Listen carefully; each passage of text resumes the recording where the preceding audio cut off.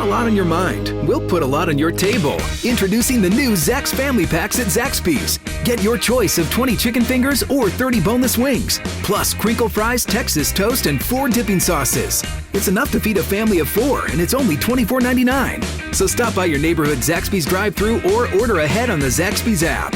When your whole crew is hungry, we've got the answer. The new Zax Family Packs for just $24.99. Only at Zaxby's. From Tally to Cali, it's time to wake up. Wake up, wake up, wake up. Warchant.com is your ultimate Seminole sports source. And this is Wake Up Warchant, presented by Zaxby's. Now here's Warchant.com's Aslan Hajavandi and Corey Clark.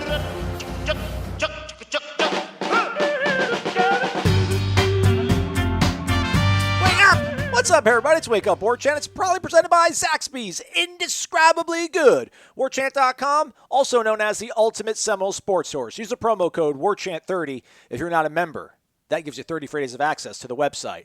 Try it. You'll like it. I can almost assure you of it. Corey Clark, the most important part of this entire process, this entire foundation, that is the ultimate Seminole sports source. He's here, free of charge. How are you, friend?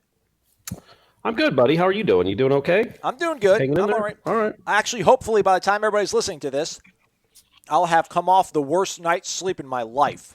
I had this contraption as I just put a spoonful of cream of rice in my mouth because I'm eating my post-workout meal, which is cream of rice and a protein shake. But anyhow, I got this contraption I'm going to wear Thursday night before I go to bed that's going to detect my brain activity, if there's any, and my sleeping or my breathing pattern and stuff.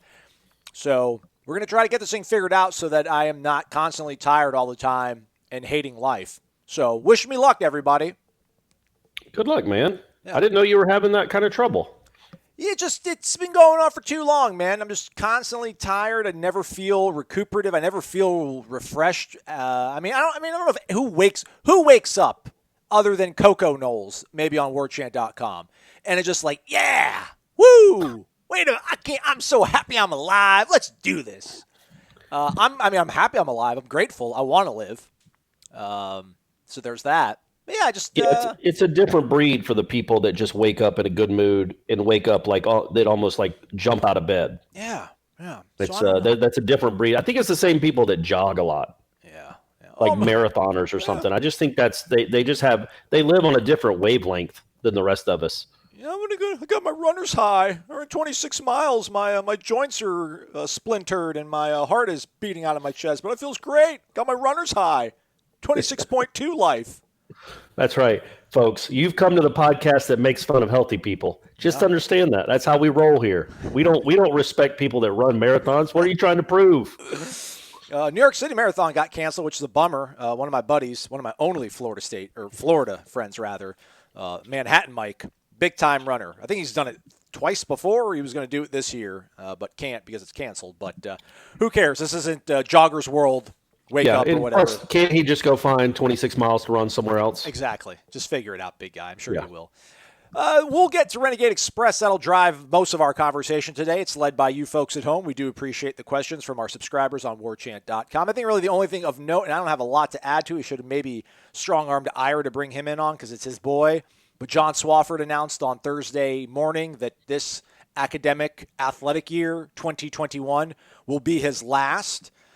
I don't know what that means for the future of the conference. I guess everybody hopes it's some, Gordon Gekko offshoot guy is going to come in here and go to Bristol and start cracking skulls and demanding more money so that ACC can keep up with the SEC. But I don't think that's the way it works in life. But I don't know. I could be wrong, Corey. Yeah, I don't even know who the list of possible I'm sure there's somebody, like maybe one of the North Carolina papers has a list of possible replacements. What about Stan Wilcox? Come back. Hey, he might be on the list. He was an assistant commissioner or associate commissioner, deputy, whatever they call him. He might be on the table. Michael Kelly, who used to work for the ACC and then is now the AD at South Florida. Maybe he's a possibility. Maybe old David Coburn. Maybe John Thrasher. But there's so many options, Aslan. There's so many options. But yeah, Swofford, I didn't realize he'd been doing it. What'd they say? How long had he been the commissioner? Did you see? 24 años. 24 years. That's crazy. So he took over for Corrigan. Gene Corrigan is the one that got Florida State into the ACC, which was the biggest move in this conference's history by a factor of 20. It was the important move. And then, Swofford had to navigate some landmines here in the last 10 years or so. I wouldn't say he came out completely unscathed. It's not like the ACC is bathing in money, but he did bring in Louisville. He did bring in Notre Dame, sort of. He did, Clemson, Florida State have had really good seasons under his watch. Football, it does seem, has become more of a priority, finally.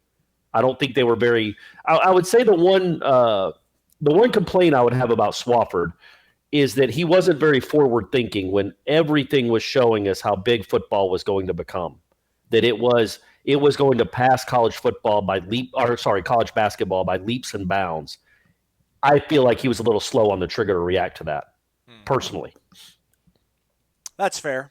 I mean, at the least, I guess you could say. Yeah, I'm trying to do some searching here, see if there's any hot board thing, but no real names have sort of emerged. But once we find them out, which will probably be Ira, just being honest with you all. Actually, Gene, too. Gene's connected into that world.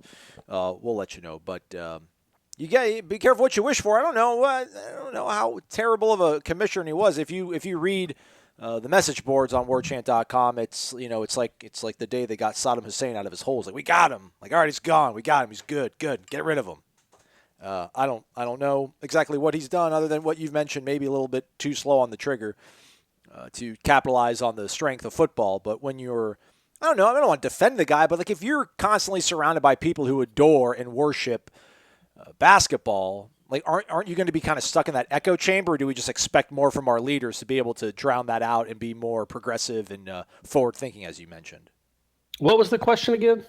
What do people expect from the guy? As I went for another tablespoon of cream of rice, because I figured I just ask you a question and you'll talk for 5 minutes. I mean, why eat the cream of rice right now? Because I'm in peak recovery mode after my workout, man.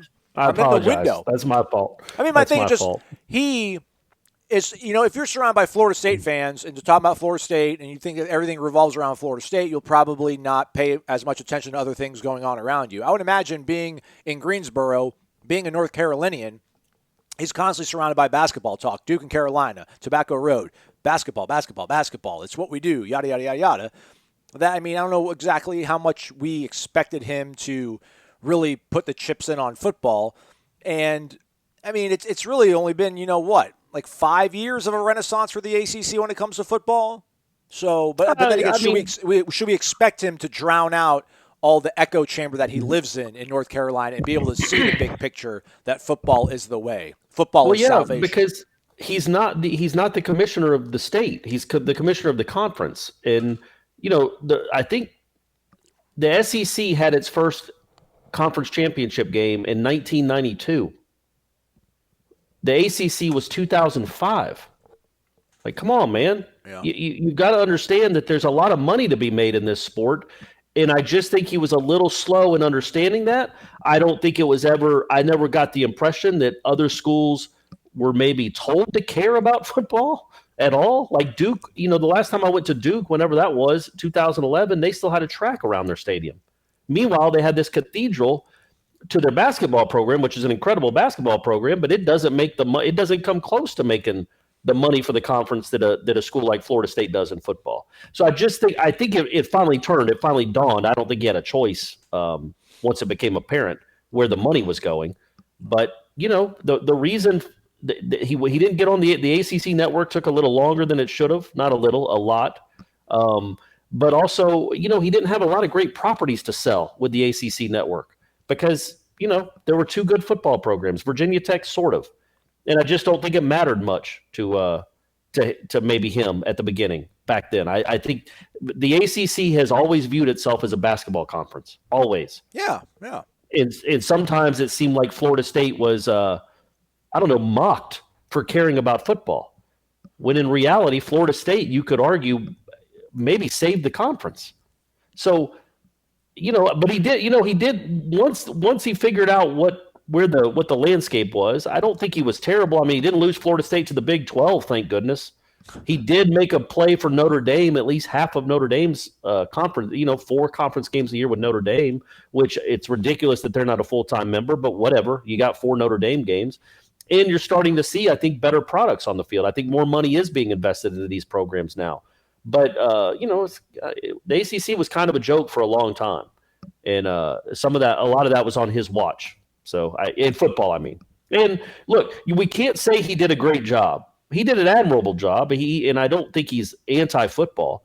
But you can't say that Swofford knocked it out of the park when the ACC is so far behind, not just the SEC, but the Big Ten. Like, does the Big Ten have more football schools than the ACC by a wide margin? I mean, how many football schools do we have in the ACC? 4? But you have Florida State, Clemson, Virginia Tech, Miami. Yeah.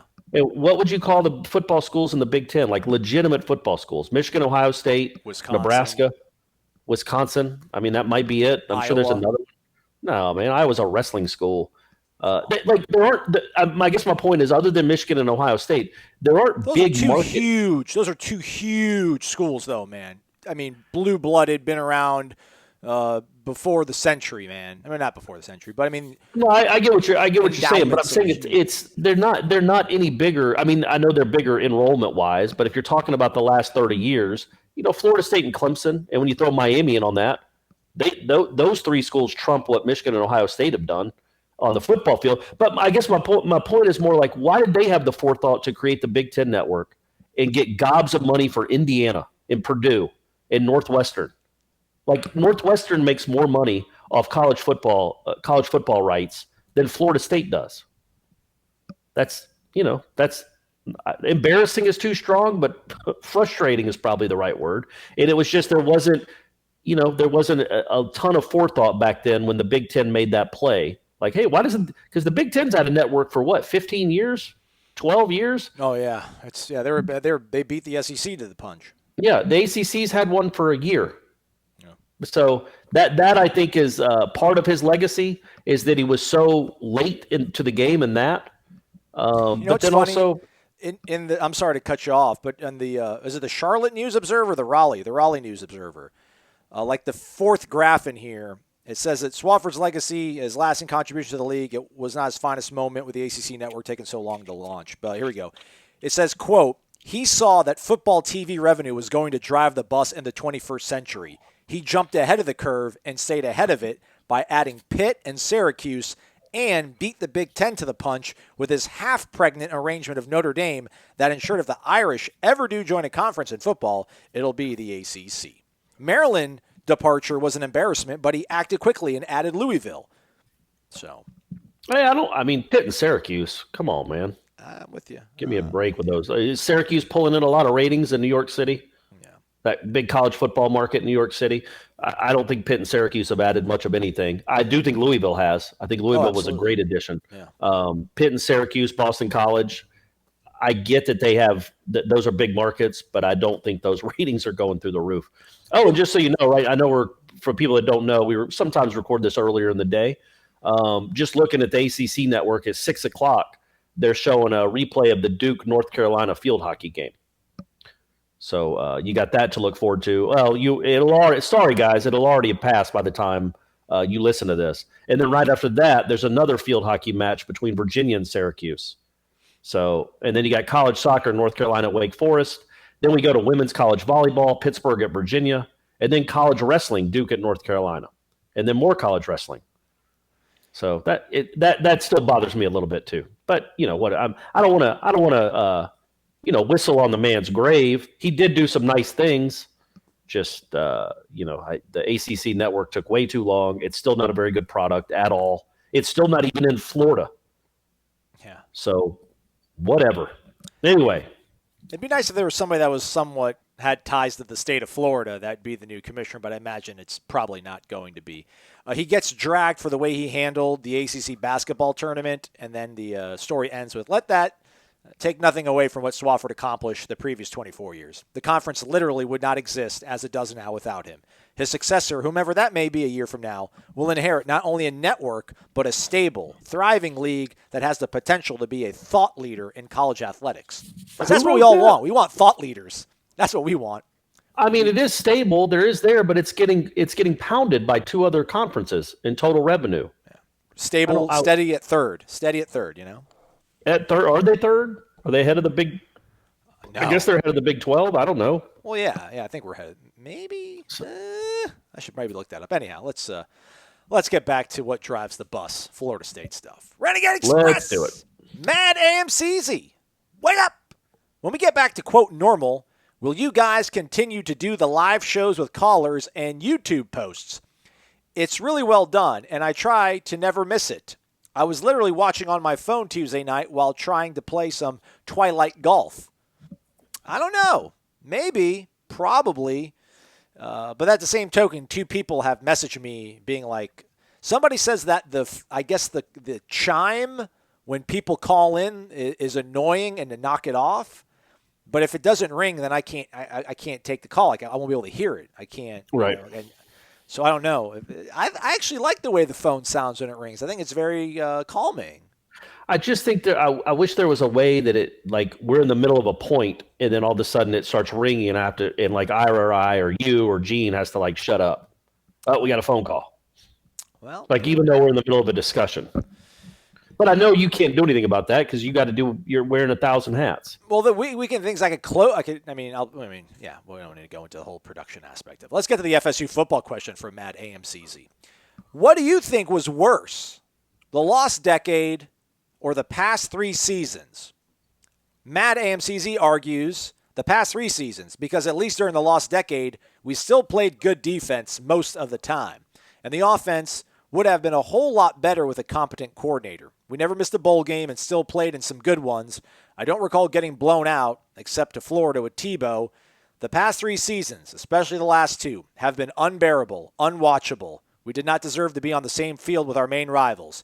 Interested in how you compare the 2 eras. And let's hope it never happens again. Go Noles! Appreciate you guys.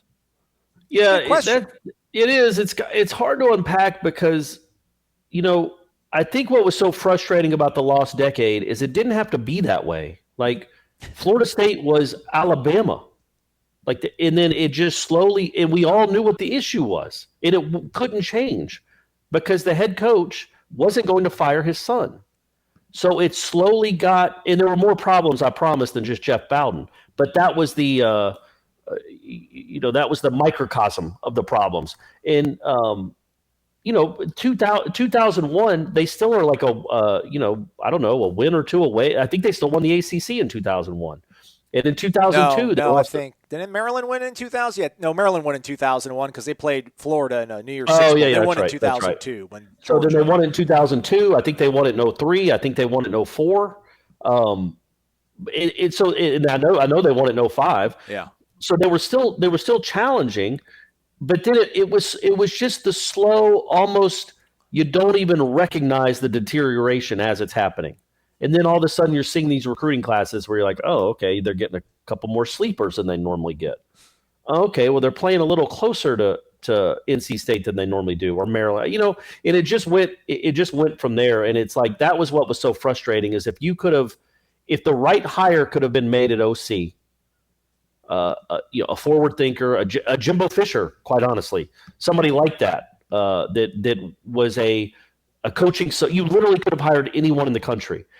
In the year 2000, you might have been able to get head coaches from smaller schools to come be the OC at Florida State. That's how much of a career maker it should have been. You were going to be the OC at Florida State, where they got anybody they wanted from anywhere in the country. And instead you went and handpicked your son who wasn't up to the task. And then it created animosity everywhere, and it slowly but surely faded. And I think that's what was so frustrating about it. Like, it could have been avoided if there had been somebody that could have made the decisions maybe that were best for the program instead of maybe best for the family. That would have, I think, led itself to just more dynasty.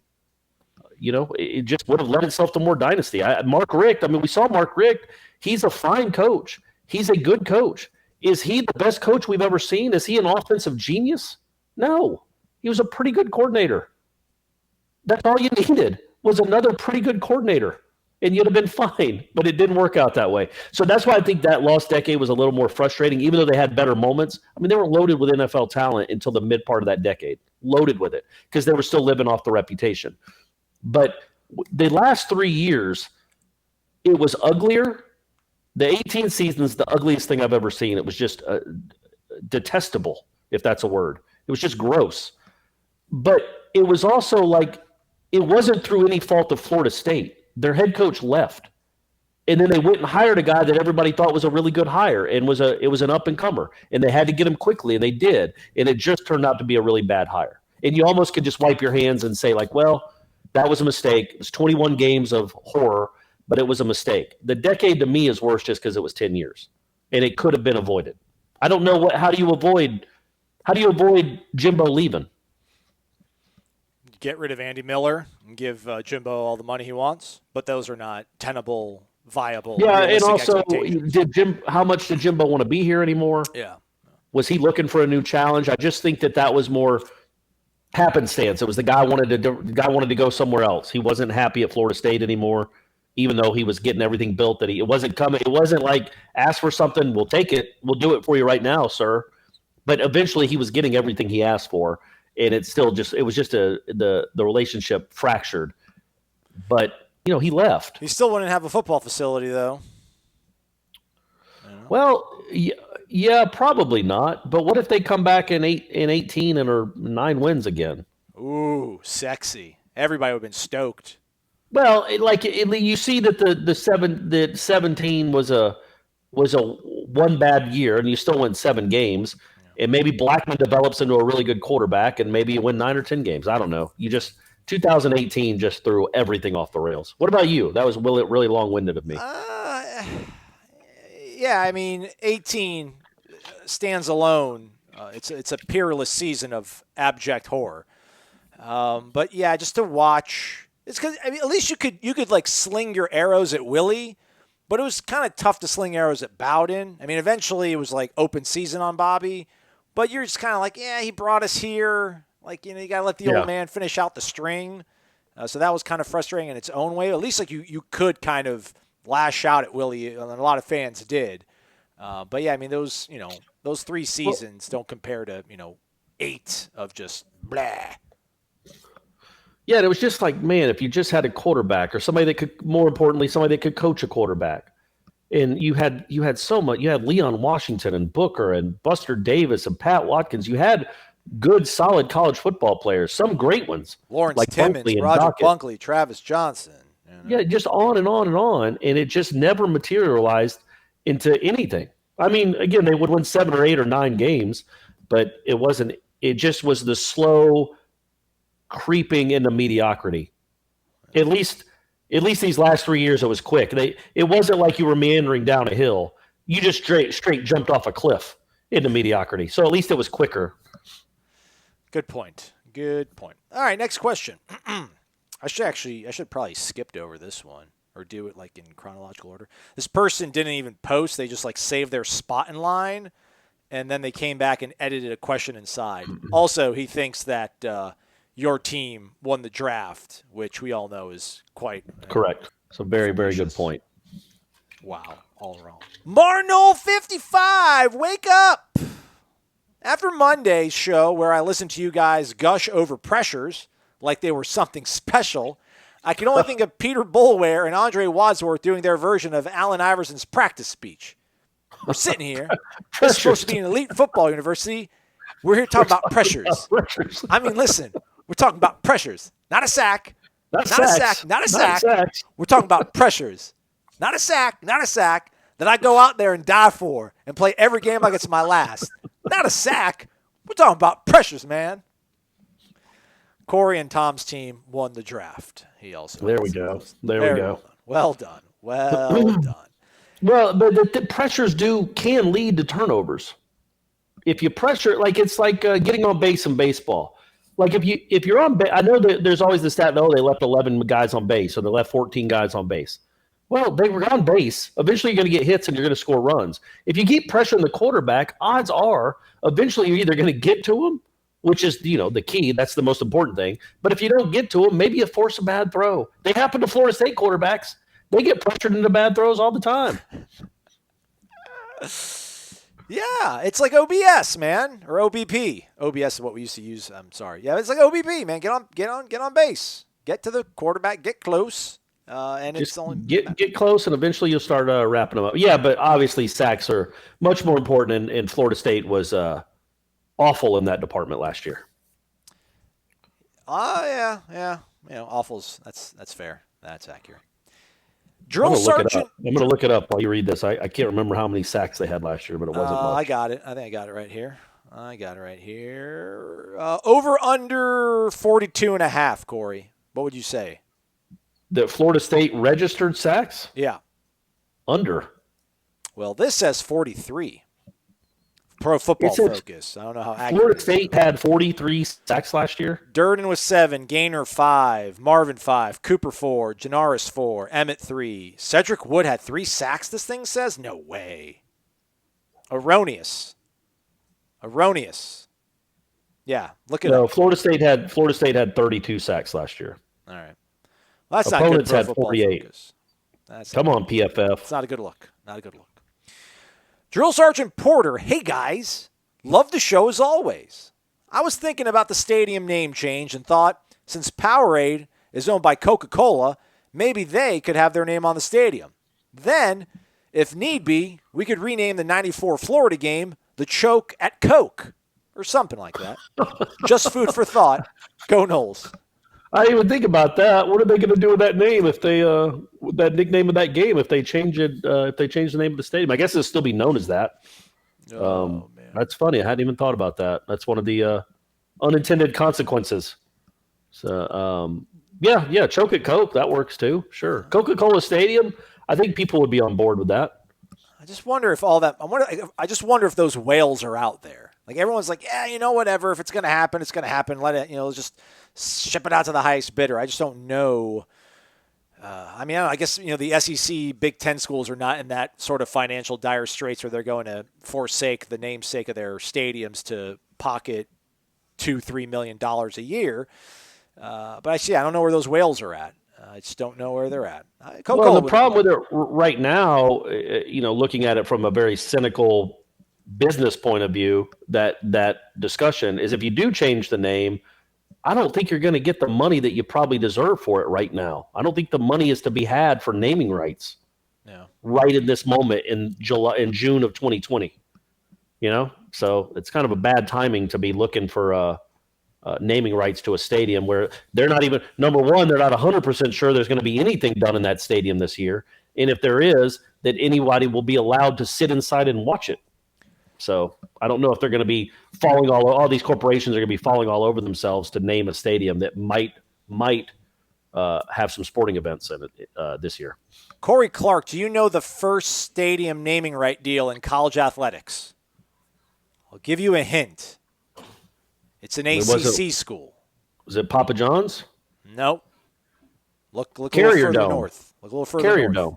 Yep, there you go. Carrier. There you go. The Carrier. Yeah, there you go.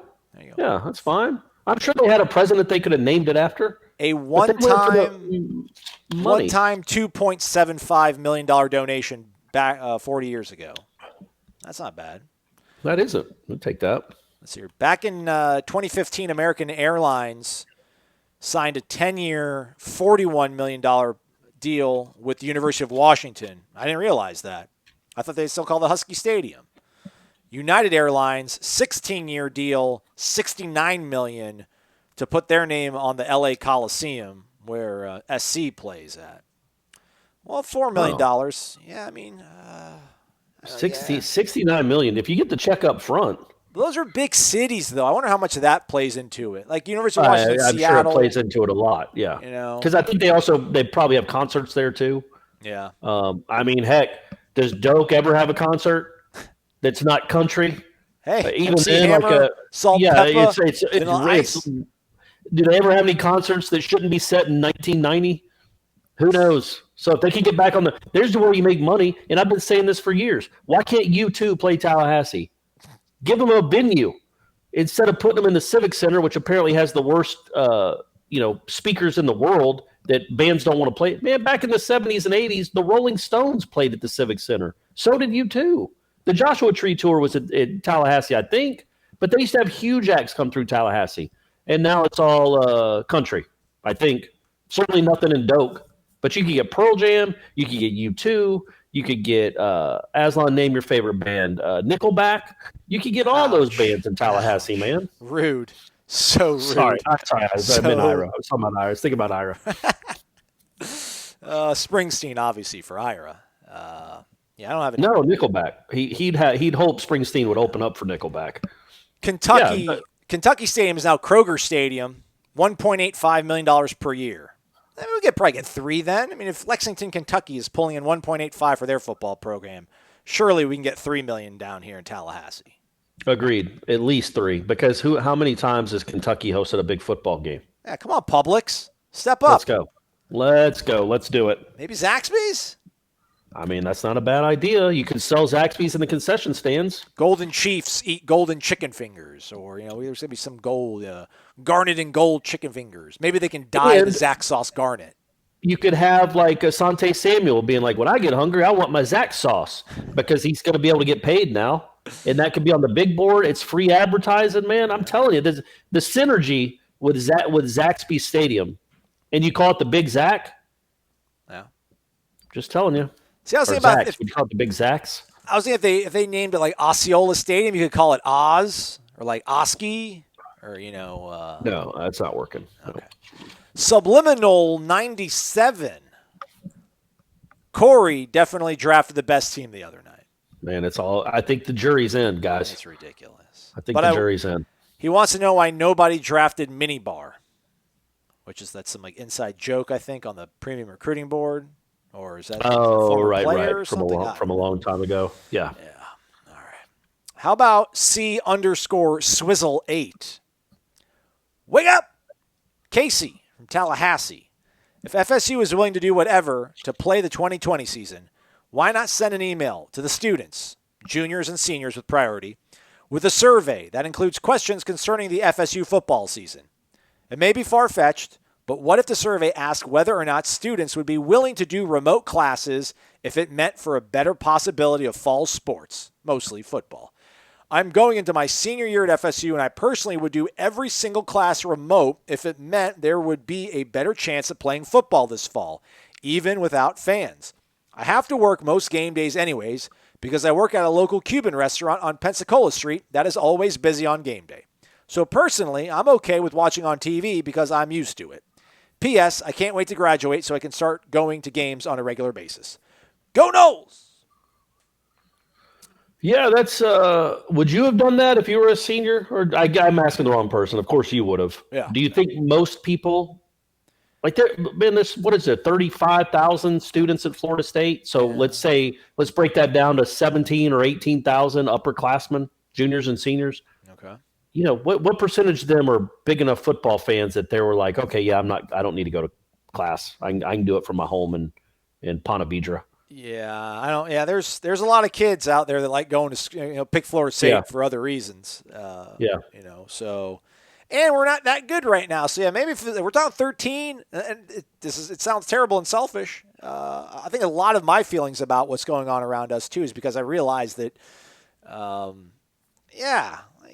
this team's not going to win the national championship. So there's not that much on the line. Yeah. I mean, it is, basically the future of the university, and some sports are on the future of sports on campus. A few of them might be in the balance if they don't play. But I get what you're saying. That it would be different if this was June of 1999. Couldn't you just? We have to do everything we can to play. Everything. Wouldn't they just furlough those sports though for the season as well, or would it be the end of? You tell me, man. I don't understand it. UConn just cut 4 sports. Yeah, and it's do you really have to cut them? You can't just put them on hold, or say, hey, you're going to take a salary cut. You just have to. I just think again, right now, the things that are getting cut are sports that these ADs have wanted to cut for a long time, and they're taking their chance to do it. Because it really doesn't make a ton of financial sense. Okay, you're going to lose what? How much money is UConn losing on men's swimming? Right. What does that add to the coffer? What are they losing really to pay 2 coaches to coach swimming it in Storrs, Connecticut? Come on, man. That's a drop in the bucket. So they just wanted an excuse not to have that sport anymore. Yeah. I don't know that there's any of those sports on Florida State's campus that they're just itching to cut. I think they will do whatever it takes to keep them. But, again, if the football season's not played, there might have to be some decisions. But, yeah, why couldn't you just tell – and I'm just throwing this out there. If you say, okay, men's tennis, you're not playing. We're just going to shutter it for the 2021 season. Why can't you just do that instead of, you know what, men's tennis at Florida State is done forever? Right. That seems like a pretty drastic measure. Well, I guess maybe it's just long-term projection that, it's never going to get back to what it was, maybe.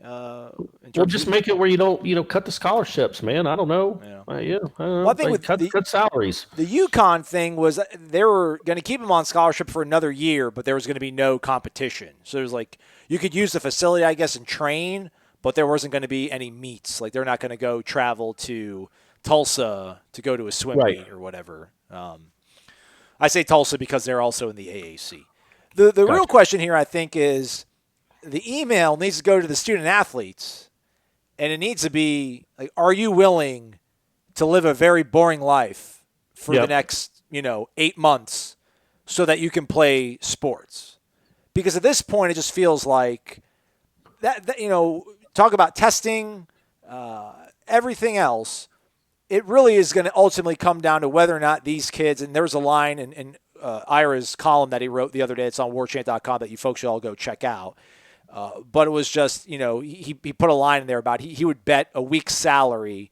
I think there's maybe one player at Florida State that tested positive that, basically whoever had it did not get it from the workouts because the way that they're running these workouts is so stringent and so up to code and protocol that they likely brought it in from, elsewhere or contracted it elsewhere. All right, well, then if that's the case, if these kids are training really stringently and under really good guidance and all the protocols are being followed, well, then the only way they're going to get is if they bring it from the outside. And I know you can't put these kids in a bubble, although there was a football-only dorm. But that's kind of, it's one thing to ask all the players saying there if the coaches aren't going to do it as well.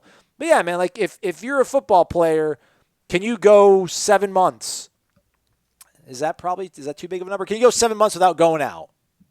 Yeah, 7 months is a big number. It needs to be from the middle of July until it needs to be 5 months. Okay. Till the middle of December, and that's the one issue that college football has that I think is unique to college football, because you could argue college football is maybe the third most popular sport in this country, behind the NBA and the NFL. It might be more popular than the NBA as far as ratings. I don't know the numbers, but it's also the only one where like the players aren't rich. It's easy for Chris Paul to be in a bubble. He can have a nutritionist on site at his house that doesn't go anywhere, and they order food in, and he never leaves the house, and he's got his own gym. Well, these guys, they have friends. They don't live luxurious lifestyles. They live 2 or 4 in an apartment. And of course they have friends that they're going to want to go see and go visit. You have, dates that I guess you could get them to, I don't know, maybe they could take tests before they go on dates. Maybe the date has to sign a waiver saying that they're not positive or whatever. But yeah, that's the problem. It's going to be really hard for college football kids to be in a bubble. PGA guys, it's easy, and they're still getting it. Not much. It's like 4 out of, I think I saw it today on the Golf Channel. That's the only thing I watch now because it's the only thing that has live sports on. But like the guy said that they've conducted 7,000 tests so far in this new golf season, and there have been 4 positives. So they're doing a good job for the most part with that bubble. But that's a lot easier when you're in private planes and when you can rent condos or you can rent houses on the beach or in a resort. These kids go back to apartments or go back to houses next to friends or other houses, next to houses that have other friends. And I don't know how you get them to not – I don't know how you bubble them up. But you're going to have to figure out a way, because that is the biggest question, is because that's how it's going to spread. It's not going to spread, I don't think, from being on a football field practicing next to each other. It's going to spread either from a locker room, which is a big concern, and then also more importantly, or more obviously to me, it's going to spread when they're away from the football team they're just being 20-year-olds. Dude, it's going to spread at practice. I mean, I think even Dr. Fauci pretty much was saying that, like, if you got one guy positive and he runs into another guy, it's almost all but certain he's going to, it's going to spread. I haven't seen that. You're making that up. I just think, like, if you think that being at Potbellies for 2 hours on a Friday night is what's going to cause 13 people to contract it, then, like, what's a 2.5-hour football practice? That's how Kansas State got it. They traced it. The Kansas State football team went from 0 to 14 in 9 days, and it was all traced back to a party they all went to. It wasn't traced back to I wasn't talking about a football practice. They stopped their workouts too, man. If they would have worked out with those 14 guys positive, it'd probably be at 30 after a practice or two, I would think. But they shut their practices down. But you're running. I'm not talking about a football practice when you're banging into someone. I'm talking about what they're doing now, which is guys running routes. Yeah, or guys just doing sprint work. Yeah.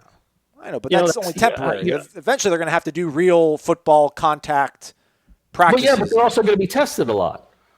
So before practice, if they're all getting tested, or they're getting tested once every 2 days, then you have a better understanding of who's got it and who doesn't. I just think they're getting it now. They're not getting it. I really don't think they're getting it now from the workouts. And that's always the implication, is that, 23 Clemson guys got it. Well, they must have done it in running routes next to each other. It's like, no, 6 guys probably went to a party, and then they all went and hung out in an apartment multiple times, or got in cars together and drove around for an hour, whatever you do in Clemson to have fun, and got it that way. So that's my concern. It's not, again, I think that the training staffs at these colleges will be on point for those 2 or 3 hours that they're on the field. They're going to wash everything down. They're going to sanitize everything. They're going to tell these kids, don't breathe on them. Stand shoulder to shoulder so you're breathing straight ahead, not in front of someone, as much as possible. But it's away from the field that really worries me. And they can't bubbleize themselves like an NFL player can. But you're not worried that when August starts and they're actually doing like an actual 25-period practice, that's not going to be a problem because you think the testing will be able to mitigate that? I think the testing will mitigate it to a pretty good point. I think it's who they're hanging out with that hasn't been tested. I think is going to be the much bigger concern. Okay. Who they're hanging out with, because not everybody's going to have access to 3 tests a week. Yeah. So that's my biggest concern. They also got like the water boys and the equipment people that are students by and large. I mean, they're still going to go out. They'll get tested too, though, right? Yeah, I would guess so. I would assume. I assume you test anybody associated with the staff. I know Corey Clark would. Yeah. If Corey Clark was on the show, that's what he'd do.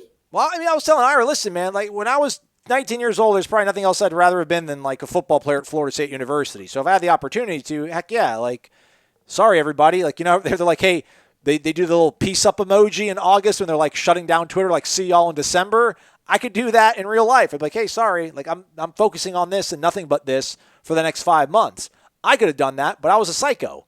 I don't know how many of these guys are, basketball, maybe you can get away with that because there's, 12 of you. Maybe it's easier to get that kind of buy-in. But then, like, is White Wilkes going to go for that? Like, I mean, if I was White Wilkes, I'd be like, hey, man, this is it for me, man. Like, this window I have to really live it up, it's now. Like, I'm not playing the NBA. I'm not going to be able to. Yeah, I mean, it's a sacrifice that you got to figure out. I'm not joking about that. It is a sacrifice. It's okay, well, how bad do you want to play this season? I think that's what it comes down to, because if you're just going to go out on Friday and Saturday nights for the next 6 weeks and not take any precautions at all, it will come to a tipping point, where if 50 players have it going into August, you might not get to play football, man. So you've just got to be safe and try. Just don't ignore it completely. And the crazy just don't say I'm going to go live my life. I mean, you would think by now they would understand, just if they look at Twitter, that, oh yeah, it can happen to literally any of us, even if you don't feel bad. And you probably won't feel bad. It could still happen to you. So just be smart. That's all. Just try to be smart. And the crazy thing is, and I'm talking out both sides of my mouth because, 10 minutes ago, I'm like, they can't win a national title. Like, what if this is just some weird, bizarre season where every Power 5 conference has a team or two that ends up having to fold by October, November, because they don't have enough guys to keep, putting a team out there. Like, I don't. This is not going to be a Rudy Gobert situation. The PGA is basically saying the show goes on.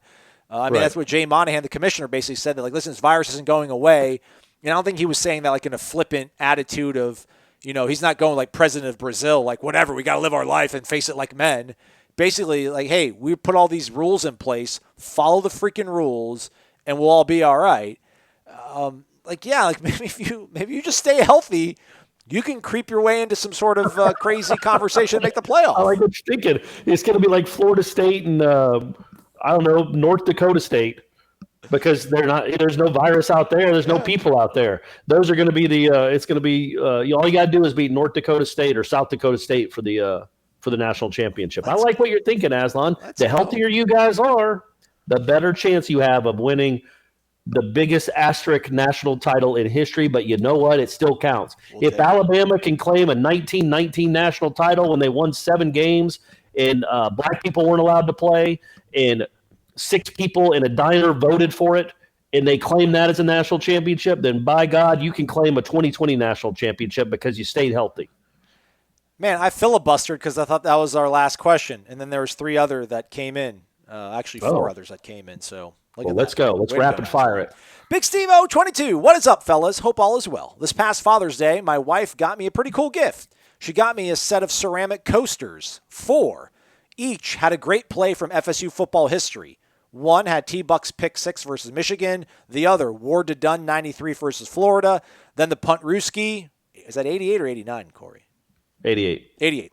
And Peter Warwick's big catch in the national championship. That was 99, but calendar year 2000. Correct. They actually display the diagram of the play. My question to you is, what 4 plays in FSU history would you have used if you designed the gift? Also, Aslan, I really like the defense of your team or your defense. That secondary is pretty spectacular. All right, yeah, you should like my whole team. We would just throw jump balls over Buckley all day. So I wonder, did he were those for sale, or did his wife must have specially made those, huh? Because that sounds awesome. Yeah, I don't know. She said my wife got me a pretty cool. So I don't know. He didn't say my wife made me. So maybe there is some crazy college Etsy website in Birmingham that does these or something. I don't know. But it shows the actual diagram of the play too. That's awesome. That's all. Yeah, that's incredible. I would take obviously Kelvin, Jameis Kelvin. Yeah, that's obviously one. Rick's the PK, Rick's the Sam. I'm a younger guy. It's your call, man. They're your coasters, buddy. You get to pick what you want. What's another favorite play? Maybe Chris Thompson's run against Miami in 2010. Okay, all right. And kind of a random one, Snoop, but I like it. Winky to Snoop, 90 or 2000. Winky to Snoop, Clemson, 98 yards. All right, I would take Marvin destroying the Miami guy over the middle. There you go. In 92. I like the Buckley one just because I was there with my dad, and that's an all-time favorite memory that we had. So I would definitely take the Buckley one too. Ward to Dunn too. Is that was one he said too? Yeah. That's a good one. That's a doozy of one. And then the last one, I don't know. Maybe one of Fred Rouse's catches. There we go. He had 4 or 5, I think. Or maybe Xavier Lee throwing from his knees, throwing it 70 yards from his knees. Sorry, folks. I don't mean to be snarky, but I still get the lost decade on the brain, and I'm starting to get madder as I think about it. Was it 98? Warwick threw it to Dugans off a reverse or whatever? Oh, to Florida. Yeah, that's a good one. That's a really good one. That would look cool, you know. Oh, no. The other one would be when they sacked the Miami quarterback in the goalpost in 97. Covington, I think it was either Covington or Clement, but he got it was a safety in the end zone where he literally got sacked into the goalpost, which I've never seen before or since. That would be one of them as well. Captain D _63. Good afternoon, Aslan and Corey. My question: with John Swofford retiring next summer, is this good or bad for the ACC?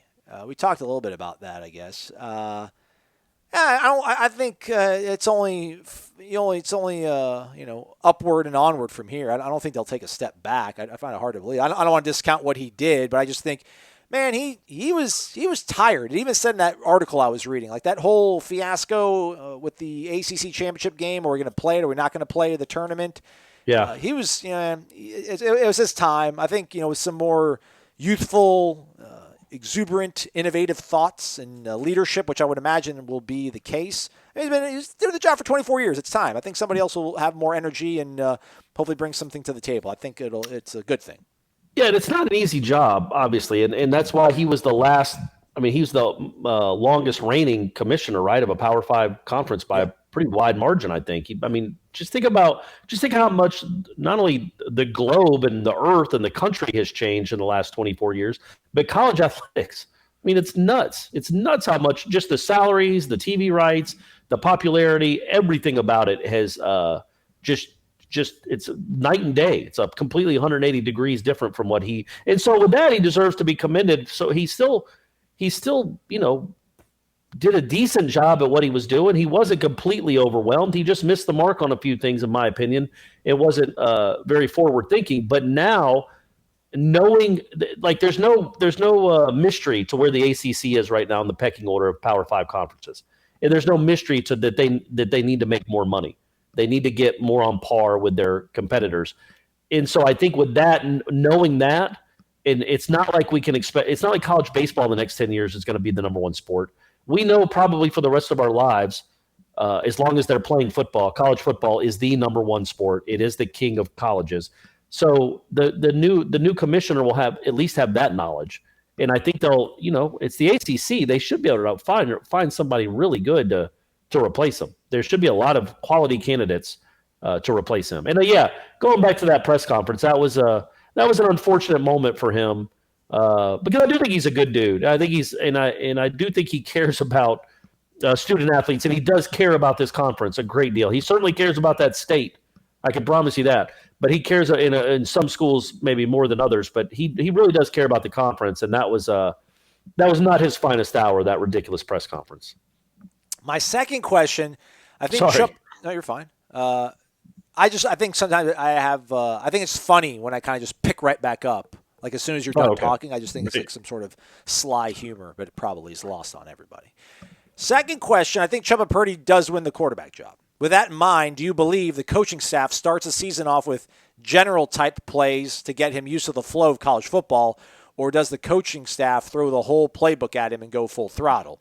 Thanks, guys, for always having a 5-star show each and every day. I listen all the time up here in the Carolinas, Thomasville, North Carolina. But I represent my Noles everywhere I go. Go Noles! Yeah, I mean, I think the playbook's open, man. He's had a lot of time to just study it. He's had the last 6 months, 7 months to study it. And, I think that's the one thing that we talk about a lot when it comes to this quarterback competition is it's not like any of the other guys have a history with this offense either. So he's not fighting from behind. He's not a lap down. He's 3 practices down, which is basically, now that we're 3 months removed from that, it's basically nil. It's void. It doesn't mean anything. So he's on even ground with all those guys. So why would – I know James Blackman has more experience playing college football, obviously, and maybe looking at defenses and looking at film at the college level. But he has no more advantage running this offense than Chubba does. He has no more history with these plays than Chubba does. So the playbook, and there will be a playbook. So I don't think you need to dumb it down just because the kid's a freshman. I hope you don't. You don't need – Florida State shouldn't be in the – if you have to dumb down your playbook, then I don't know, man. Maybe he's not the right guy to lead you against West Virginia. They have to, though. I mean, they have to streamline it and pare it down, regardless of. But don't you do that regardless? You know what plays when you watch the defenses, you kind of know you're going to have, a collection of plays that you think are going to work for this, and this. It's not. I don't think they go completely off. It's not like they would go completely off script with Blackman. It's. I know we haven't talked about this play all week, but you're going to run ZY counter 26 blue. I don't think that happens a lot anyway. I get that you want to maybe use kid gloves with them like Jimbo did with EJ when he first started as a freshman in place of Ponder. But I don't think that's how you go into a season, man. You don't want to go into a season with one hand tied behind your back. But is that really you're worried about? What? Sorry. Is that really one hand tied behind your back, though? I just think without having a full spring to implement your offense and just whatever we're going to get out of July and August, you have to have a very I didn't phrase it right. I don't think I've explained it right. Do you think that they will be limited anymore with Chubba running the offense? No. Than they would with Blackman? No. That's what I meant. That's what I was trying to explain. I should have just said that 5 minutes ago and saved everybody all that time. I apologize. I think the playbook will be as open to Chubba Purdy and the offense will be as open to him as it would be with James Blackman too. I love that we're sitting here talking about this kid being the starting quarterback. What have I done? Come on, Chubba. Come on, Chubba. Jolin Cones, wake up! Hope all is well with you guys. We maybe don't say it enough. We hope all is well with you too, folks. We really do. Yeah. We really do. That's not sarcasm. Yeah. One of my And buddies. we appreciate you listening.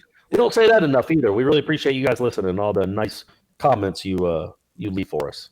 Yeah, one of my buddies who's like anti-mask and everything, he does a side job with one of his buddies where they refinish golf carts. And apparently his buddy that they work together like in this hot garage and remodel and refit these golf carts, his partner actually just tested positive for COVID. So my buddy just went and got tested the other day. It's a 6-hour ordeal, he said, back in Clearwater, or Tampa-ish or whatever. So, yeah, I hope you all are staying well. It's we love you all, most of y'all. My question pertains to the NIL ruling, name, image, likeness. I have a feeling that in 2022, third and fourth string players will be upset that the more popular players on the team are receiving more money. What stops those players from suing the NCAA or their respective schools? My favorite solution to that problem is for teams to have bonuses, similar to how some coaches receive more money for winning 10 games or going to a New Year's Six Bowl. Could schools give out bonuses to the entire team if the team meets specific goals? Thanks as always, go Noles.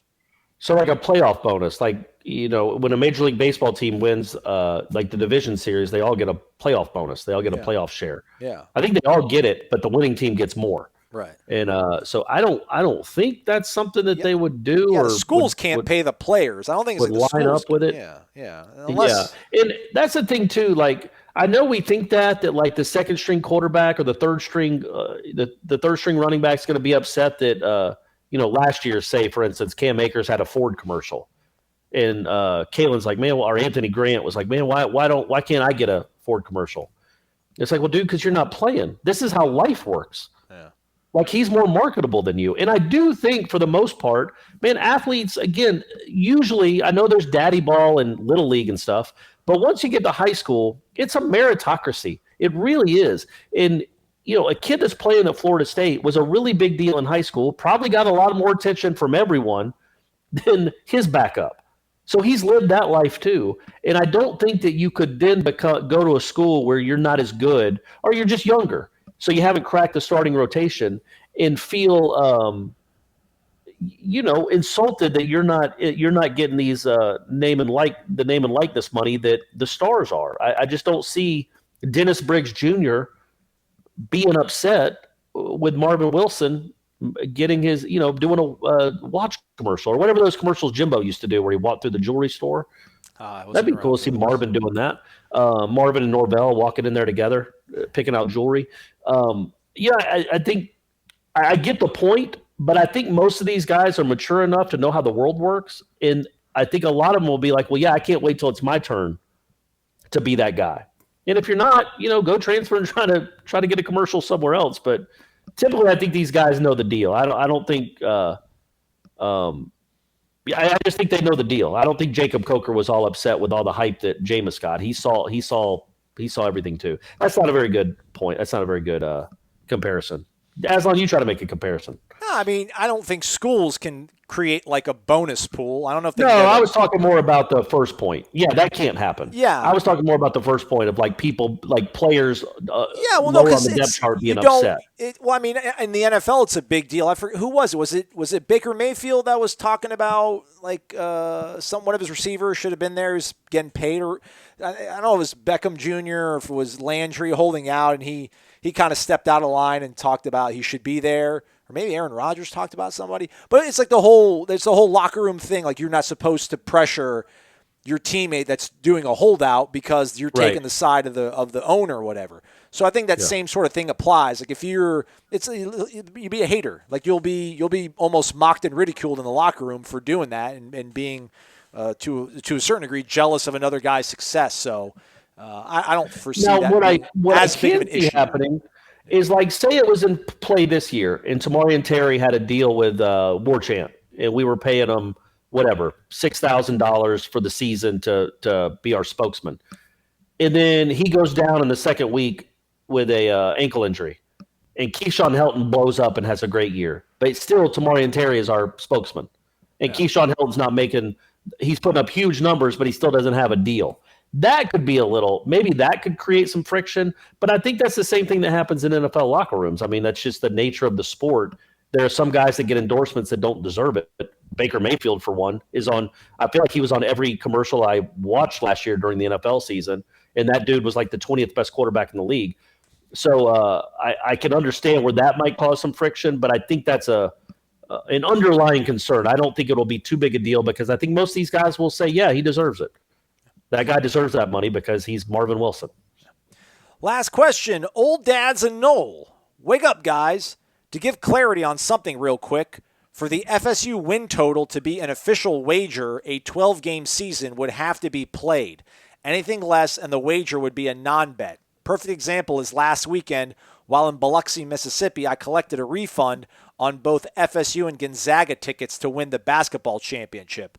Those were not official wagers since it did not happen, and the same would apply to any win totals based on a 12-game season. I think he. What if the win total for Florida State is, say, 6.5, and so we pick the over, and they only played 10 games, but they still won 7 of those 10. That's good. We would get to collect that, right?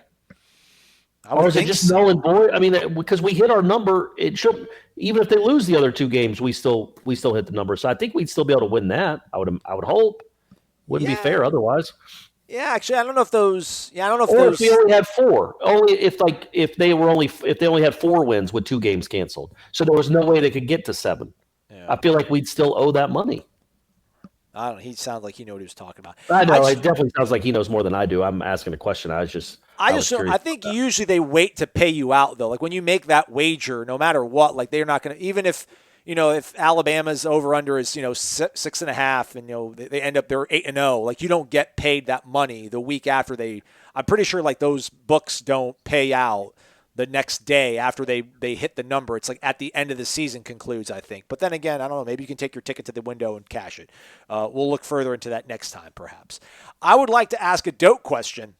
One of the listeners last week commented on fourth quarter fanfare. Maybe he will respond if you guys don't know this.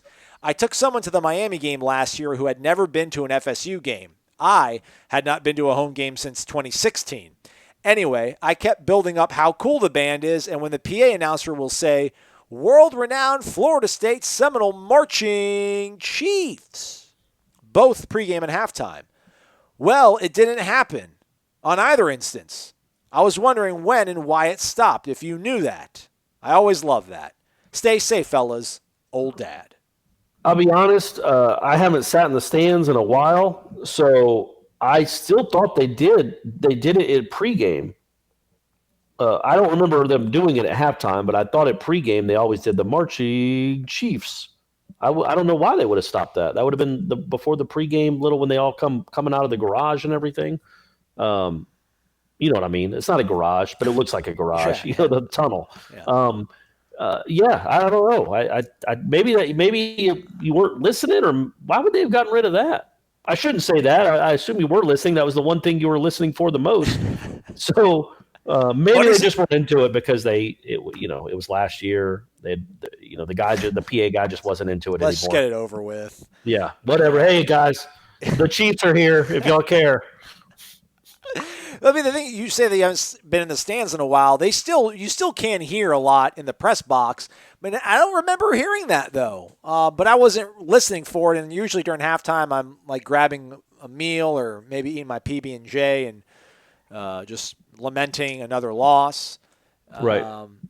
Yeah, I don't know. I know what he's talking about though. Yeah, the world now. Yeah, they say that usually. Pre-game, I don't know because I'm usually filming it, and then I'm getting in the elevator and trying to get to the press box in time before kickoff, so I probably missed that announcement. But yeah, I don't know.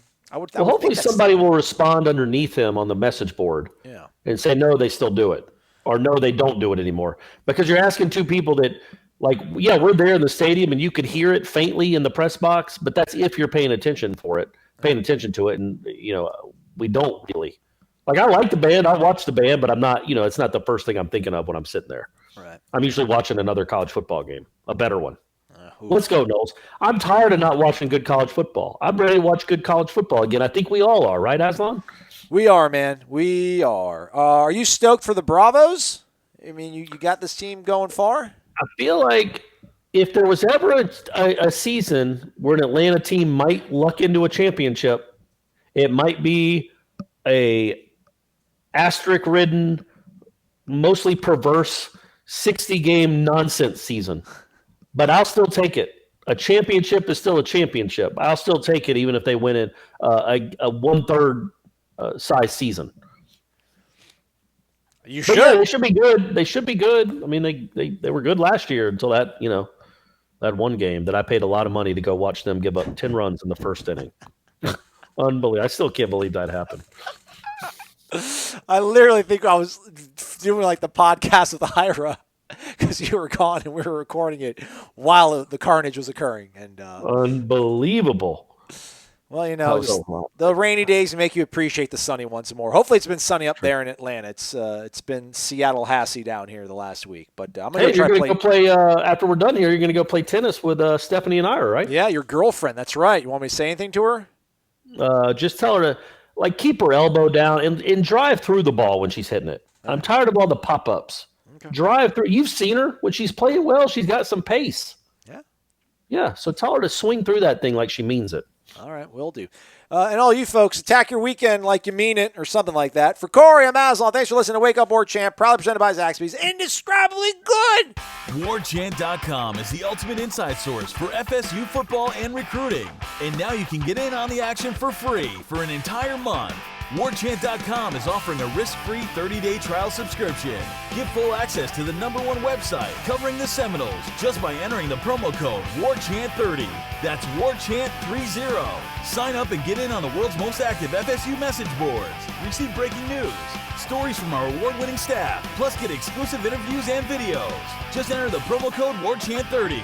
Warchant.com, your ultimate Seminole sports source.